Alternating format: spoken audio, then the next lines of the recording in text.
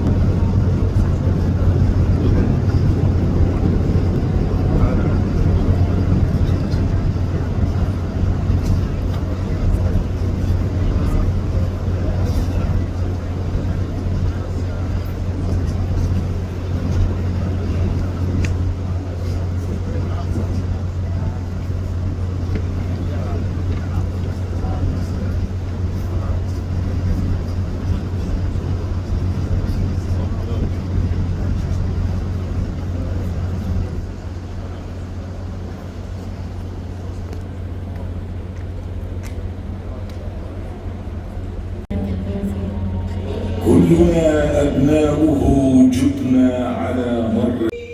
أسكنت من ذريتي بواد غير ذي زرع عند بيتك المحرم، ربنا ليقيموا الصلاة فاجعل أفئدة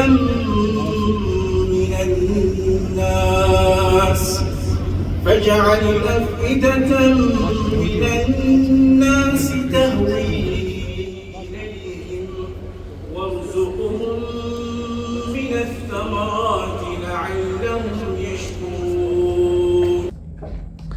और वहाँ पर वहाँ के सऊदी के जितने मिनिस्टर हैं, बादशाह के बेटे हैं और दूसरे भी ज़िम्मेदार वहाँ के जो ऑफिसर्स हैं वो मौजूद थे।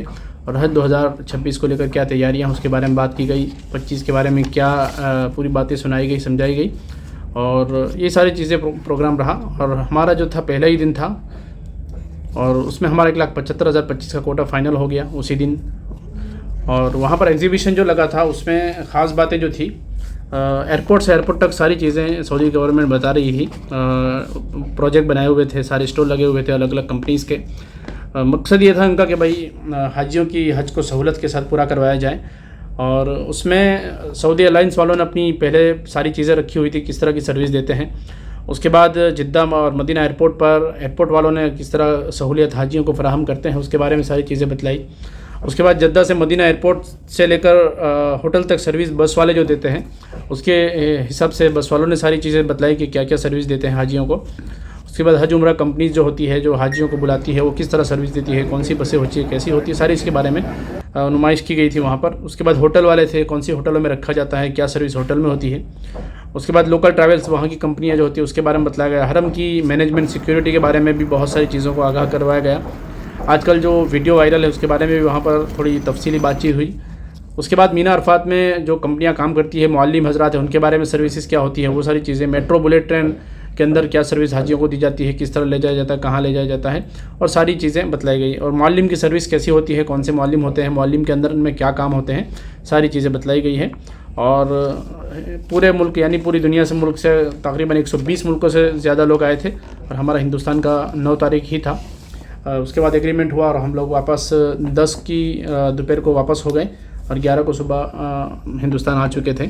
बहुत कामयाब रहा प्रोग्राम अल्हम्दुलिल्लाह। 2026 बेहतर होगा सर्विसेज के हिसाब से, टेक्नोलॉजी के हिसाब से। बहुत सारी चीज़ें वहाँ पर बतलाई गई हैं, दिखलाई, और बहुत सारी चीज़ें ऐसी दिखाई गई जिससे टेक्नोलॉजी के साथ हज को करवाया जाए, हाजियों को इसके बारे में बताया जाए। और आप लोगों से भी गुजारिश है, मैं वीडियो में हम लोग आगे बताते रहेंगे जैसे वक्त करीब आएगा हज का। बहुत सारी चीज़ें हमने वीडियो में रिकॉर्ड भी की है, जो इंशाल्लाह हम वक्त के ऊपर बता देंगे आपको कि किस तरह वहाँ पर आपको काम करना है, इस सर्विस से कैसे फ़ायदा उठाना है।